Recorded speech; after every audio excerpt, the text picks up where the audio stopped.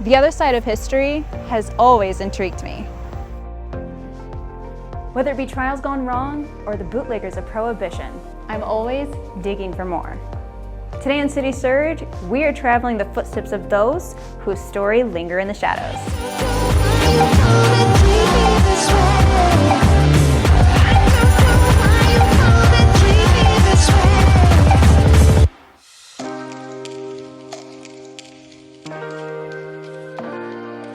First in our excursion is a location just under 2 hours from Toledo. You may have heard about this place from Travel Channel or seen it in a major motion picture involving a character named Andy Dufresne. Constructed between 1886 and 1896 by Cleveland architect Levi T. Schofield, this particular piece of land is rich in history. We are touring the Ohio State Reformatory.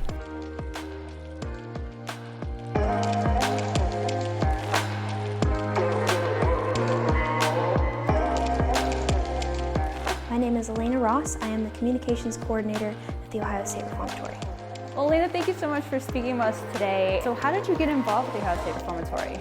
Well, I got involved here at OSR kind of through a very, very long lineage of people. So my great-great-grandfather was one of the first guards in 1896 when they first opened. My grandfather was captain of the guard at OSR here, and he met my grandmother while he was working here. She was one of the first females employed.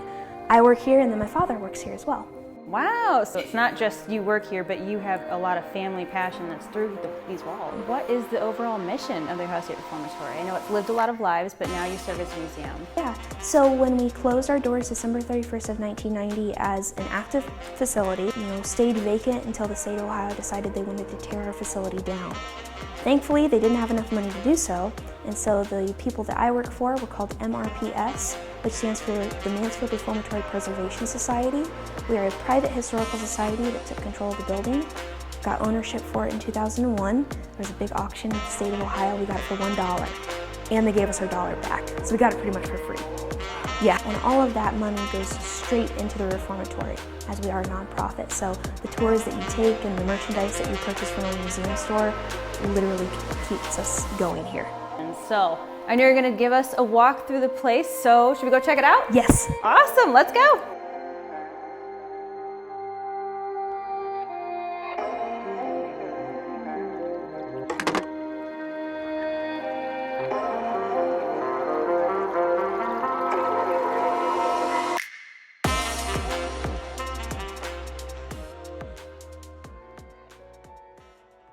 So our inmates were required to at least go to one of the 2 Sunday services here. Religion was one of the large cornerstones of our Reformation process. East subblock would open and the west subblock would open, and this would hold 1,900 inmates in it at one time. Charles Justice was an inmate down at Ohio Penitentiary, and he decided that he wanted to create a better way for the inmates to be electrocuted. And so he invented and patented these specific clamps for your arms and your legs. He gets out of prison, commits murder, and he's the very first person electrocuted by his own invention. My favorite part about the reformatory is that we get a lot of guards and ex-inmates that come back.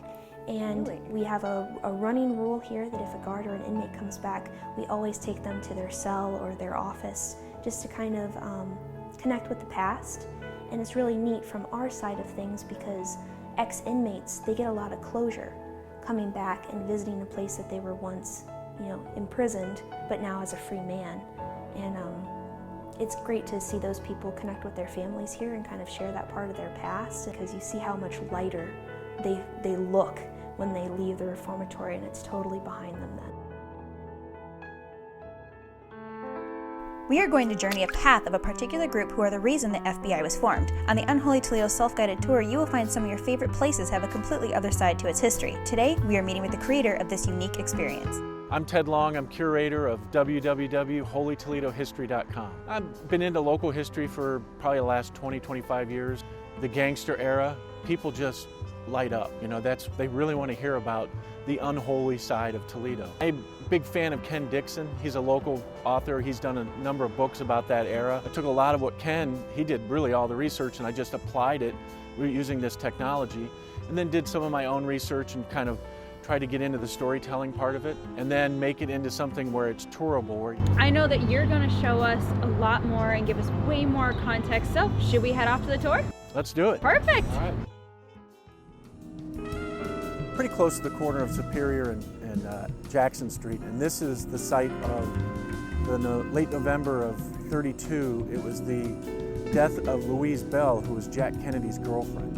And the two of them had just left the Paramount Theater across the street here and got into his car, pulled up to this intersection behind me, and a car pulled up and machine guns came out the window and just riddled the car. Kennedy, it said, had bent over to either adjust the radio or tie his shoe or something, and Louise Bell was killed. And major headlines, and that's what really kind of warned the public that a real gang war was about to take place and that things were really going to get ugly now.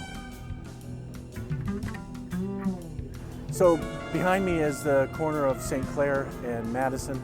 This is where Jimmy Hayes really got his start in Toledo. It's where he had his cab service. He would take people from one club to the next and he learned the business. Behind us is this really beautiful tall building. What was there at that time was the Booty House, and the Booty House was the hotel of Toledo in its day. And that's why he's stationed here, as he'd get people coming in and out of there and then take them to these various clubs. And then he learned the business himself, raised enough money, and then he put a club right across the street here. And that's really how he got his start.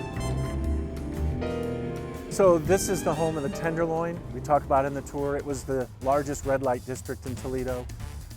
Really happened from like the turn of the century up to the beginning of World War I. The federal government shut it down. They didn't want young men going to war with STDs. People in the community tried to shut it down. They could never do it because of the graft. You know, everybody was getting their palm greased. And then eventually the federal government comes in. They gave them the month of April. And this place was lit up that whole month of April as everybody was getting their last taste of the Tenderloins. Learning a different perspective has always left me with more questions, spurring an appetite to dig deeper. Perhaps that is why this angle of history has always captivated me. This season, take a step into the other side of history through one of these incredible experiences. For more City Surge, follow me on social media and visit our website. I'm Haylie, and I'll see you on the next City Surge.